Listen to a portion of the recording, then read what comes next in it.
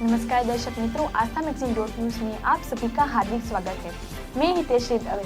अब समाचार की बात करते हैं।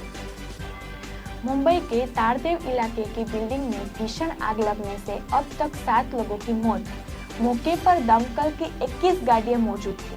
मुंबई के ताड़देव इलाके के एक 19 मंजिला इमारत में आग लगने से अफरा तफरी मच गई है। यह बिल्डिंग ताड़देव इलाके के भाटिया अस्पताल के सामने ही है। वहीं आग लगने बुझाने के लिए मौके पर 21 दमकल की गाड़ियां पहुंची थी। भीषण आग को देख जब भीड़ बढ़ने लगी तो ट्रैफिक पुलिस व स्थानीय पुलिस की मदद ली गई थी। फिलहाल इस घटना में 7 लोगों की जुलने की खबर आ रही है। 7 को अस्पताल में इलाज के लिए भर्ती कराया गया था, लेकिन इलाज के दौरान ही उनकी मौत हो गई है। बताया जा रहा है कि मरने वालों में से 5 लोग की मौत नायर अस्पताल में हुई है। कस्तूरबा अस्पताल में 1 की मौत हुई है, वहीं भाटिया अस्पताल में 1 की मौत हुई है। देश में पिछले 24 घंटों में कोरोना के 3,37,000 नए केस दर्ज हुए हैं। ओमिक्रॉन के मामले में 10,000 केस पार हो गए हैं। देश में जानलेवा कोरोना वायरस की महामारी के मामले कल की तुलना में से आज घटे हैं। हालांकि कोरोना के सबसे तेजी से फैलाने वाले वेरिएंट ओमिक्रॉन के मामले बढ़ रहे हैं। देश में पिछले 24 घंटों में कोरोना वायरस के 3,37,704 नए केस सामने आए हैं और 4,088 लोगों की मौत हो गई है। अब कोरोना के ओमिक्रॉन वेरिएंट के 10,050 मामले सामने आ चुके हैं।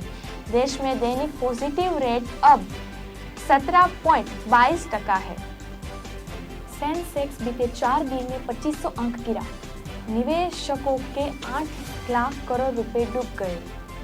शेयर बाजार के लिए यह हफ्ता हाहाकारी साबित हुआ है। बीते लगातार 4 कारोबारी सत्रों में घरेलू बाजार में तेज गिरावट देखने को मिली है। इस दौरान सेंसेक्स में लगभग 2500 अंकों की गिरावट दर्ज की गई है, वहीं 700 फ्लाइट नीचे चला गया है। मार्केट एक्सपर्ट के मुताबिक कमजोर रुपया और भारतीय बाजारों में से पैसा निकालने वाले आई रिवर्सल के लिए प्रमुख कारण बने हैं। साथ ही कॉर्पोरेटर प्रदर्शन उम्मीदों के अनुरूप नहीं हुए। बाजार की इस बिकावली में निवेशकों के वेल्थ में 8 लाख करोड़ रुपए से ज्यादा की कमी देखने को मिली है। इस दौरान इंडिया विक्स 7.8% बढ़ा गई है। मार्केट एक्सपर्ट ने कहा है कि नेस्डेक की टेक हेवीवेट्स में गिरावट के साथ अमेरिकी बाजारों में लगातार 5वें दिन कमजोरी बनी हुई है। इसका असर भारतीय के टेक पर सेक्टर पर दिख रहा है। पीएम मोदी आज जिलाधिकारियों के साथ करेंगे बैठक। विकास के मुद्दे पर होगी चर्चा। प्रधानमंत्री श्री नरेंद्र मोदी शनिवार को कई जिलों के जिलाधिकारियों से चर्चा करने जा रहे हैं। वीडियो कॉन्फ्रेंसिंग के जारी सुबह 11 बजे होने वाली इस बैठक में पीएम जिलाधिकारियों के साथ सरकारी योजनाओं को लेकर चर्चा करेंगे। इस बात की जानकारी प्रधानमंत्री कार्यालय ने शुक्रवार को दी थी। हाल ही में पीएम ने देश की कोविड स्थिति को लेकर एक बैठक की थी, जिसमें राज्यों के मुख्यमंत्री शामिल हुए थे। पीएम की तरफ से जारी जानकारी के अनुसार प्रधानमंत्री जिलों में सरकारी योजनाओं और कार्यक्रमों में क्रियान्वयन की प्रगति और वर्तमान स्थिति के बारे में सीधा फीडबैक लेंगे। इस बातचीत से कार्य निष्पादन की समीक्षा करें और चुनौतियों का पता लगाने में मदद मिलेगी। आगे बताया गया है कि इसका उद्देश्य सभी हितधारकों के साथ मिलकर जिलों में विभिन्न विभागों द्वारा मिशन मोड में विभिन्न योजनाओं को पूर्णता के लक्ष्य को प्राप्त करना है। कोरोना के ओमिक्रॉन वेरिएंट के खिलाफ ज्यादा प्रभावी है बूस्टर डोज। यूएस स्टडी में खुलासा हुआ था। कोविड-19 के ओमिक्रॉन वेरिएंट से संक्रमण का कहर जारी है। इस बीच एक रिपोर्ट में कहा गया है कि ओमिक्रॉन वेरिएंट के खिलाफ वैक्सीन और बूस्टर डोज अभी भी काफी प्रभावी है। अमेरिका के centre of disease control and prevention यानी कि CDC ने एक स्टडी में बताया है कि वायरस के गंभीर परिणामों के खिलाफ कोविड-19 टीका और बूस्टर डोज का बहुत अधिक प्रभावशाली है। 26 अगस्त 2021 से 5 जनवरी 2022 तक 10 राज्यों में आपातकालीन विभागों तत्काल देखभाल क्लिनिकों और अस्पतालों में 3 लाख से अधिक आंकड़ों का मूल्यांकन किया गया था। नेताजी सुभाष चंद्र बोस की 125वीं जयंती पर पीएम मोदी करेंगे होला प्रोग्राम प्रतिमा का अनावरण। स्थापित होगी विशाल मूर्ति। प्रधानमंत्री नरेंद्र मोदी नेताजी सुभाष चंद्र बोस की 125वीं जन्म जयंती के मौके पर होलोग्राम प्रतिमा का अनावरण करने जा रहे हैं। उन्होंने शुक्रवार को ट्वीट कर इस बात की जानकारी दे दी थी। इससे पहले पीएम मोदी ने बताया था कि इंडियन गेट पर नेताजी की ग्रेनाइट से निर्मित प्रतिमा को स्थापित किया जाएगा।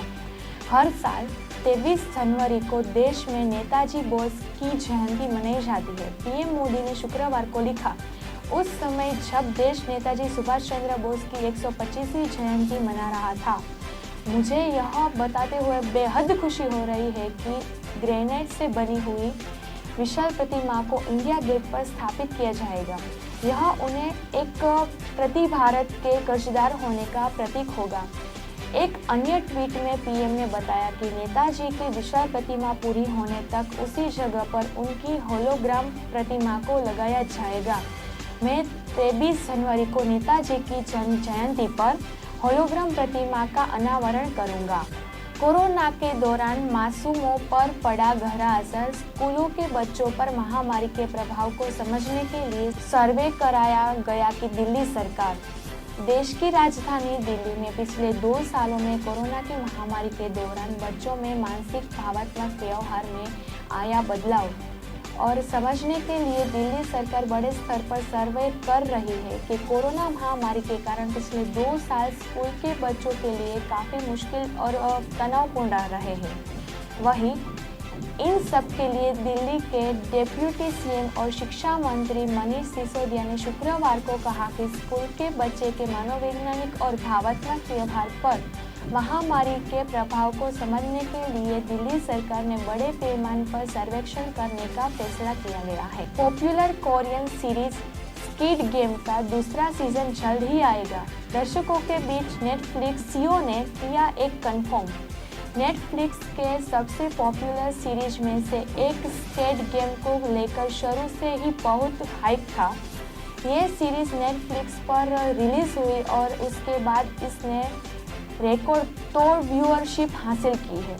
ये एक कोरियन सस्पेंस थ्रिलर सीरीज है, लेकिन इससे दुनिया के हर देश में टॉप 10 सबसे ज़्यादा देखी जाने वाली सीरीज की लिस्ट में जगह बनाई है। इस सीरीज में अब अगले सीजन को लेकर भयंकर बना हुआ है। हर तरफ मनोरंजन। इस शो के दीवाने यह जानने चाहते हैं कि इसका अगला सीजन कब आएगा। इस शो के अगले सीजन से जुड़ी एक बड़ी अपडेट सामने आई है। नेटफ्लिक्स के कोई सीईओ ने एक प्रेस कॉन्फ्रेंस में इस बात की पुष्टि की है कि इसके दूसरे सीजन की तैयारी शुरू हो गई है। ये बस स्क्विड गेम यूनिवर्स की शुरुआत है। यूपी चुनाव के लिए बीजेपी ने तेज किया चुनाव अभियान। सीएम योगी ने चुनाव रथ को दिखाई हरी झंडी। उत्तर प्रदेश विधानसभा चुनाव के लिए बीजेपी ने अपने चुनाव अभियान को तेज कर दिया है और आज राज्य के सीएम योगी आदित्यनाथ और केंद्रीय मंत्री अनुराग ठाकुर और मुख्यमंत्री योगी आदित्यनाथ, डेप्यूटी सीएम केशव प्रसाद मौर्य, भाजपा प्रदेश अध्यक्ष स्वतंत्र देव सिंह ने लखनऊ में बीजेपी कार्यालय से चुनाव अभियान रथ को हरी झंडी दिखाकर रवाना किया था।